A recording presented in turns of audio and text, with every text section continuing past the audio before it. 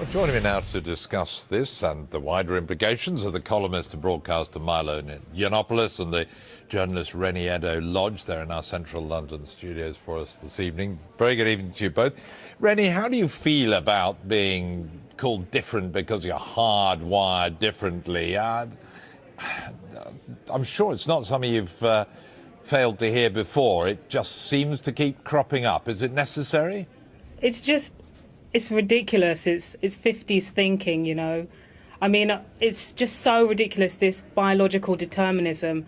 Frankly, you know, interests and talent and, you know, passions for particular topics, subjects, sports, arts, whatever, like, they're not relegated to either gender, but unfortunately, because of some stereotypical thinking, often one gender is encouraged to pursue, you know, a sport or an art more so than the other. And actually, when you look at my colleague at the Telegraph, Radhika Sagani, she wrote a piece just this morning speaking to like young girls who play chess, and actually what she found out is that they're dropping out at the age of 12, probably because, you know, they're not encouraged, or, you know, there's an environment around that's telling them that it's not for them, it's not cool, etc., etc. So, you know, this hardwired brain stuff, like it's retro sexism.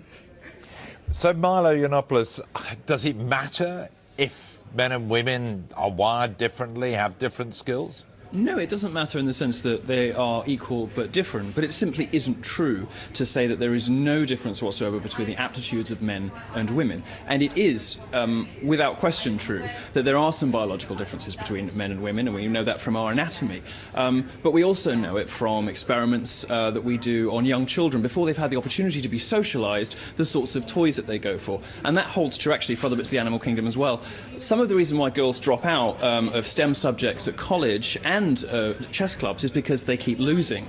And one of the reasons they keep losing is that it does seem to be the case that chess as a game plays to some of the male intellectual virtues. And when Simon Baron-Cohen talks about these, the way he describes it is men are good at systematizing and women are good at empathizing. And there is some reason to suppose that that may have some basis in biology. It's very trendy these days to say that everything is socially determined, but that's not what the science says. And it's not either what common sense says, because if it were true, these days there would be a lot more representation of women in the sciences, in astrophysics, in philosophy, in mathematics, and in chess, but there isn't. So, Rennie, does that make sense? And does it really matter? I mean, should we just accept that we are slightly different, have different skills, pursue them, or should we all be striving to be as good as each other at everything?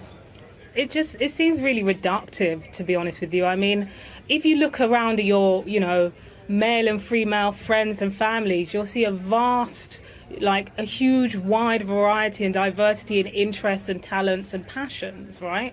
And also I think that it's ridiculous to assume that the reason why one gender is overrepresented in a field is because the other gender is not quite up to it. I mean, often, you know, if a field is homogenous, right, which, as we can see, chess is homogenous, that also brings with it a culture that makes things unwelcoming for people who do not quite fit the bill. Like, it's so, you know, it's almost victim blaming in a way to suggest that the reason why there's an overrepresentation of a particular kind of person is because the other kind of person just isn't quite up to it. Like, it's ridiculous. If that was the case, you know, I mean, we don't live in a meritocracy. So it's nice to have these sort of vague, waffly, sort of everyone has varied interests.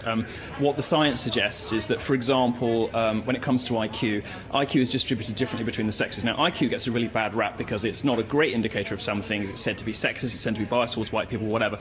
The point is that it tests, in this case, it tests all of the skills that make you good at chess really well. It's about puzzles, it's about games, exactly the skills that make you good at chess, make you good at IQ. Now, the way that IQ is distributed differently in the sexes is that women tend to cluster around the mean. Women are more likely to have an IQ that is somewhere near the average, whereas men go right to the top or right to the bottom more often, which is why you get great genius male artists and philosophers, but it's also why men fill the prisons, because men seem to occupy more of the ends of the IQ scale.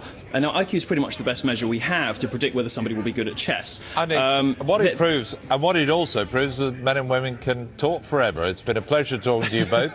We're going to leave it there. Thank goodness we're all different. Yes, indeed. Thanks. Bye.